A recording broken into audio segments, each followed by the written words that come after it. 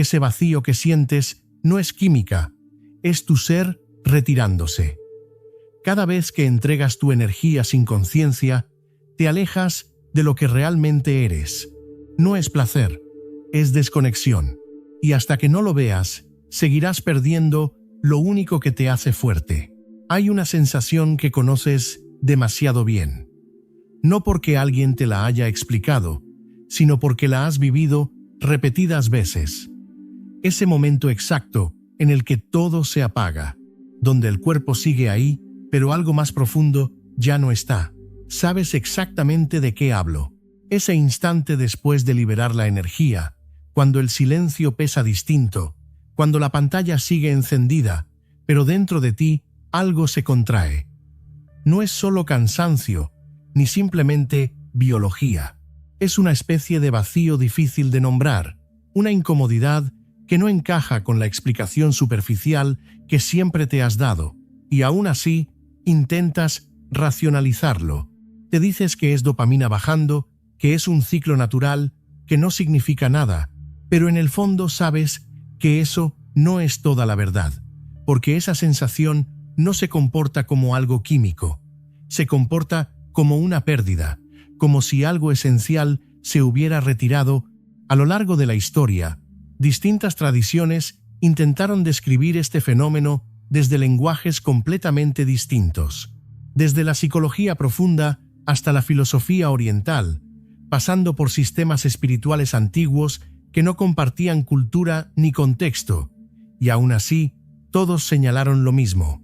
Lo que sientes no es ruido neurológico, es una señal. Dentro del pensamiento de Carl Jung, esa sensación sería entendida como la respuesta del sí mismo, no el ego que habla todos los días en tu cabeza, sino una estructura mucho más profunda, una totalidad interna que observa y reacciona desde otro nivel. Jung sostenía que la mente consciente es apenas una capa superficial, una membrana delgada flotando sobre un océano inconsciente inmenso, y en ese océano existen patrones que se repiten en todas las culturas, los arquetipos. Uno de ellos es la sombra, todo lo que has rechazado de ti mismo, impulsos, deseos y tendencias que tu identidad consciente no quiere aceptar. Cuando una conducta se vuelve compulsiva, cuando se repite incluso en contra de tu voluntad consciente, lo que estás viendo es la sombra tomando el control. En ese contexto, el acto repetitivo de consumir estímulos artificiales y liberar la energía no es solo físico, es una interacción directa con esa parte reprimida. Es, en términos jungianos, alimentar aquello que no has integrado, y el sí mismo lo percibe. Por eso aparece esa sensación después, no como castigo ni como moral, sino como un ajuste interno, como una retirada. Jung describía este proceso como una desconexión parcial del centro psíquico, una pérdida de coherencia interna, y eso se traduce en lo que sientes: vacío, incomodidad, una especie de rechazo hacia ti mismo que no logras explicar del todo. Si te desplazas a otra tradición completamente distinta, como la filosofía vedántica, el lenguaje cambia, pero la observación es sorprendentemente similar. Según esta visión, el ser humano no es solo un cuerpo ni una mente, es Atman, una chispa de conciencia pura. El cuerpo es un vehículo, la mente una herramienta, pero lo que realmente eres está más allá de ambos.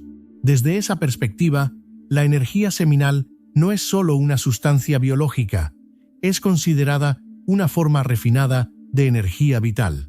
Los textos antiguos la llamaban hojas cuando era conservada y transformada dentro del cuerpo, y ese hojas estaba directamente relacionado con la claridad mental, la presencia, la fuerza interior y la percepción espiritual. Cuando esa energía se dispersa constantemente, lo que describen no es simplemente fatiga física, hablan de una desconexión, de un debilitamiento del vínculo entre esa conciencia profunda y el vehículo físico. No es metáfora para ellos, es experiencia repetida durante siglos. Y aquí es donde ambas visiones convergen de forma inquietante, dos sistemas completamente distintos, llegando a la misma conclusión desde caminos opuestos, que lo que estás sintiendo tiene sentido, que no es una ilusión, que no es algo que debas ignorar, es información. Cuando empiezas a observar ese patrón, sin intentar justificarlo, algo se vuelve evidente, la contradicción interna. Mientras una parte de ti intenta normalizar el comportamiento, otra parte reacciona con una claridad incómoda, como si dentro de ti existieran dos narrativas completamente opuestas. Esa tensión es lo que Jung definía como neurosis, un conflicto entre lo que te dices y lo que sabes en lo más profundo. No es una lucha externa, es una fractura interna. Después de cada episodio, el ego se debilita, la percepción de ti mismo se distorsiona y aparece una voz crítica más fuerte. No es casualidad, es un patrón observado durante décadas en hombres dominados por impulsos repetitivos. El equilibrio psíquico se rompe y cuando eso ocurre, la coherencia interna desaparece. En términos simples, dejas de sentirte alineado contigo mismo. La tradición vedántica lo describe de otra forma, pero apunta al mismo fenómeno. Habla de capas que envuelven la conciencia, y cuando la energía se disipa constantemente, esas capas se vuelven más densas. La percepción se vuelve opaca, la claridad se pierde y lo que queda es una sensación difusa de desconexión. No es solo cansancio, es confusión. Y aquí entra un punto que rara vez se menciona con claridad. El cuerpo no opera en compartimentos aislados. La producción de semen no es un proceso trivial, es uno de los procesos más costosos a nivel energético. Involucra nutrientes esenciales, minerales, proteínas y enzimas, recursos que también son críticos para el funcionamiento cerebral. El cuerpo prioriza. Cuando ese proceso se repite constantemente, no es solo una liberación momentánea, es una redistribución de recursos, energía que podría estar destinada a reparación, claridad mental o estabilidad emocional, se redirige hacia la producción constante de esa sustancia. Esto no es ideología, es fisiología.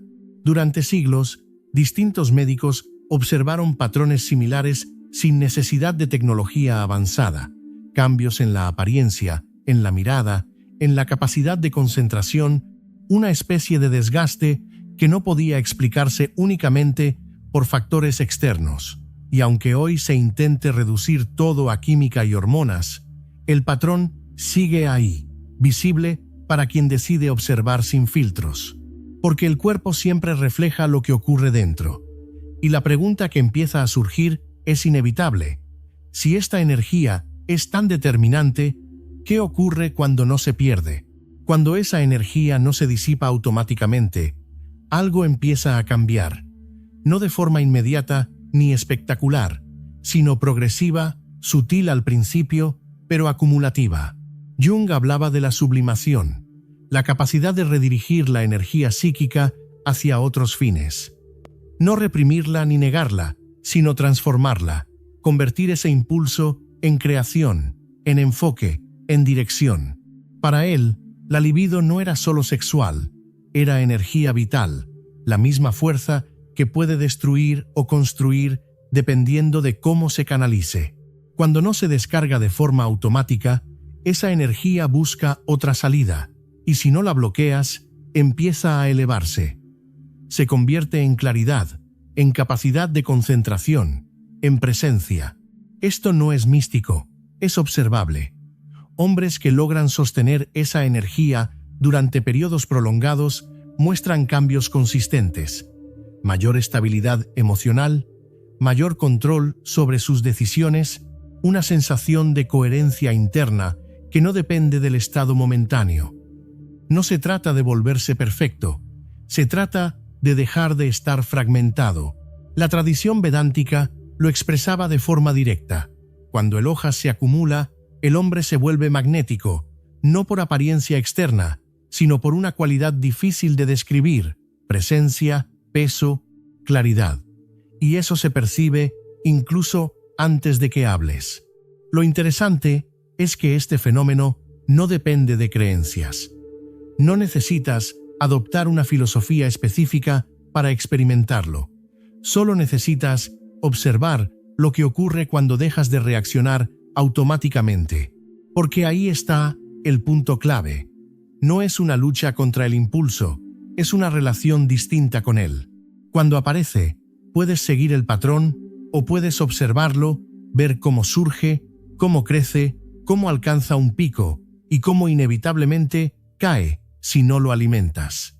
Ese simple acto cambia todo, porque en ese momento dejas de ser arrastrado y empiezas a decidir. Y eso, aunque parezca pequeño, es el inicio de algo mucho más profundo. Lo que sientes después de liberar esa energía nunca fue casualidad. Es una señal, un indicador de que algo dentro de ti reconoce la diferencia entre dispersión y dirección. La implicación es clara. Observa el impulso. No lo sigas automáticamente. Ahí empieza el cambio real. Si este mensaje tuvo sentido para ti, escribe en los comentarios: «Tiene sentido para mí». Y si quieres seguir explorando este tipo de conocimiento sin filtros, suscríbete. Aquí no se habla de entretenimiento, se habla de realidad. Empieza a escucharte.